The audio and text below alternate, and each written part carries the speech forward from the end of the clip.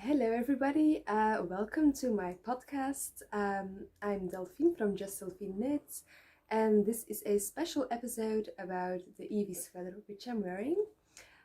Before I start, I just want to give a little life update, and that's the life update. So I have a little crack in the bone of my middle finger of my left hand. So I'm not the speedy knitter for the moment. I can do some small things, but I can't knit a lot. Just before I fell, I have done quite a lot on the projects since my last podcast episode. So I will be able to show you something in a normal podcast episode soon, but it will be less than you would expect, I suppose. But that's fine, that's how life goes. It doesn't hurt, it's just quite annoying that I only have one hand and a few fingers left, but I'm fine, and that's everything that counts. So this is a special episode. I promised you a few episodes ago that I would do a special episode about the Evie sweater after I was wearing it for a while. And yeah, now is the time, I guess, because now it's the 17th of March. And I think this will be like the one but last day or something I wear this sweater this winter, because yeah, it's getting springtime. So yeah, I hope that we will soon not need any more of the really warm sweaters. So that's why I thought this was an ideal moment for that. So this is the Evie sweater. It's the first pattern from the Little Knitter. It's a circular yoke oversized sweater, so I will pop some pictures and some footage in between. But it's her first pattern, and I was one of the testers. But this is just my honest opinion, so don't be afraid of that. I wasn't sponsored with any yarn or something. It's just I received the pattern because I was a test knitter. So the pattern is oversized, and that's actually not a style I wear a lot. I have, I think, one or two other oversized sweaters which I own for years now, but this one is the longest one of my oversized sweaters. It's the style I don't wear to go to work. I wear it for the home office, and it's perfect for that. It's exactly what I need for the home office, but since it's not my usual style, I have to get used to it. And for the front, I really like it actually, because I will stand up, and if, as you can see, I wear it a little bit tucked in my pants, and that's exactly how I like it, the front. But for the back, I think it's a little bit too wide for my style. But I showed it to my mom, and she says it's fine. It's like it should be for an oversized garment, but I'm just not used to wearing it. So yeah, that's just my personal style, I guess. But I still wear it because I don't see my own back, so I don't mind. The yarn, I will just take it because I have some leftovers. It's Drops Nepal in the color 7120, combined with Drops Kids Silk Mohair in the color 06. So they're, if you see them like this, they're not exactly the same, and I was a bit yeah, disappointed when I got them in the mailbox, but then afterwards I was really happy. I will just try to show you the effect on the yarn, on the fabric. I'm not sure if you will be able to see it, but it kind of gives like a subtle twist in the fabric it creates. It's like you have the, well, the mist blue, as it's called on the website, of my Nepal, and then you have like the lighter blue that comes through from the Drops Kids Silk Mohair, and I think it's a really nice effect. So I'm looking forward to experiment more with mohair, because this is actually my first mohair sweater. Well, my first sweater that uses mohair as a second strand. So I'm looking forward to use more mohair in the future and see how I can create a fabric which has a little bit more depth than just one strand of another yarn. Concerning the price, you all know that Drops is really affordable, and I think there was some kind of discount going on. So I did buy a little more than I need. Well, I did buy what I thought I would need it, but I needed less. And the price I bought it for was like around 43 euros. And if I only count the amount of skeins I used, it's around 35 euros for the complete sweater. So I think it's really affordable. And so I would definitely buy this type of yarn again. It's also like I like the warmth it gives. It's quite warm, but not overly warm, because I do have some older woolen sweaters and they are just too warm to wear inside, which is not the case with this combination. So I will definitely use this combination of yarns again. So, well, the Dropskid Silk Mohair is silk and mohair, and this Drops Nepal is 65% wool and 35% alpaca. So it's natural, but I think it's really nice to have it. So yeah, I love it, this combination. It starts pilling a little bit on the sleeves, but yeah, I think that's quite normal for a garment. I haven't worn this a lot under a coat, so I have for a few times. Like the first time I was wearing it, I was at the coast, so I was wearing a coat during the walks.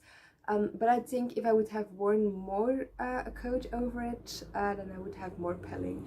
But yeah, I'm not wearing a coat at home, so it's only if I go somewhere in the evening or something, like to a grocery shop, that I wear a coat over it.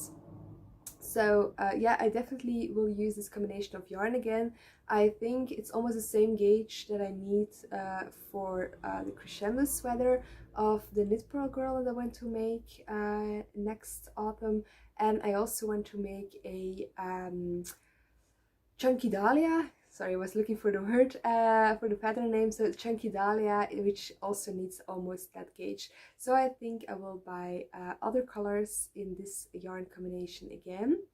Concerning the pattern, I won't make another one soon, and that's not because it's not a good pattern. The pattern is really fine, but it's actually just because I don't need that much oversized sweaters, because I only wear them in the home office and they don't get dirty that much. Well, wool doesn't get dirty anyway that easily because it's dirt repelling, but when I go to work and I ride my bike, then you sweat a lot, and sometimes then you have to wash your woolen garments more often. But I don't use this this sweater to go to the office, so I don't have that issue. I have worn this a few times, well, a lot of times actually. I think like when I just finished it, I have worn it for I think almost a complete 2 work weeks at home. And then now, since it's getting a little bit warmer, I'm only wearing it now and then.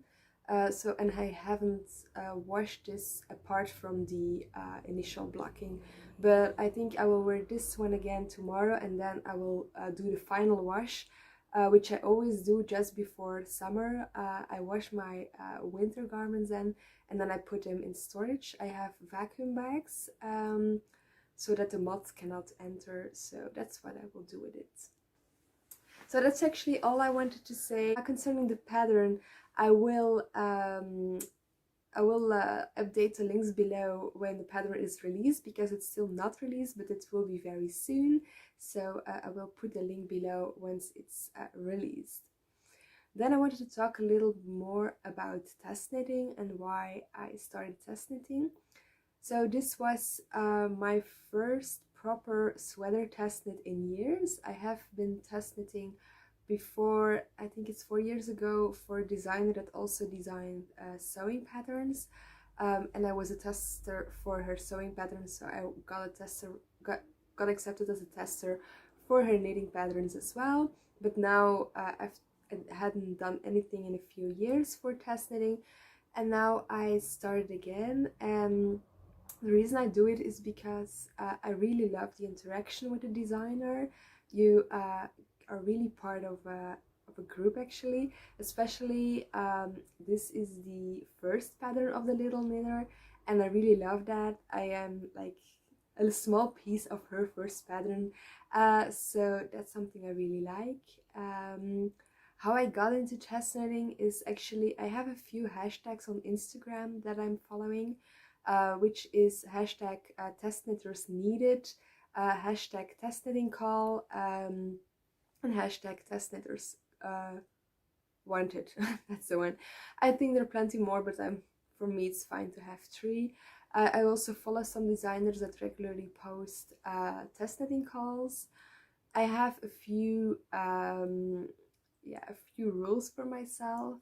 So I can buy yarn for a test knit, so I allow myself to do so, but it cannot be too expensive. So it cannot be more than I would have spent on a sweater any other sweater actually.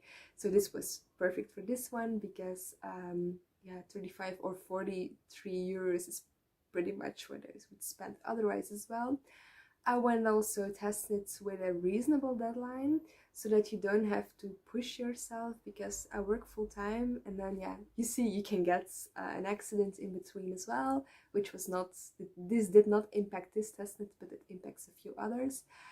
So I do want a deadline that is more than feasible.